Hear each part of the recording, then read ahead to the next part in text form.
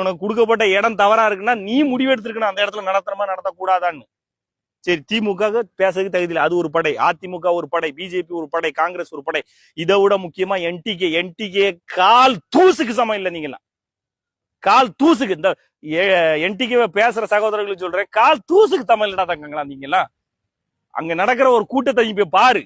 அது தலைவர் பிரபாகரன் மேதகுவோட படை எப்படி நிக்கும்னு நினைக்கிற, அவ்வளவு நீட்டா இருக்கும். கூட்டம் நடந்து கூட்டம் முடிஞ்சு போறது வரைக்கும் அவ்வளவு நீட்டா இருக்கும். முடிஞ்சு போன பிறகு அதனுடைய அந்த சகோதரர்கள் நின்று அங்க இடத்த கிளீன் பண்ணி கொடுக்கறது வரைக்கும் பர்ஃபெக்டா முடிச்சு கொடுத்துட்டு போவான். இவரை விட அதிகப்படியான கூட்டம், இவரை விட ஆக்ரோஷமும் குறிக்கோளும் கொள்கைகளும் நிறைஞ்ச கூட்டம், அறிவான கூட்டம். அப்படிப்பட்ட ஒரு படையை கட்டமைச்சிருக்கான் அந்த மனுஷன். அந்த மனுஷன் பேச உங்களுக்கு தகுதி இருக்கா? தகுதி இருக்கா?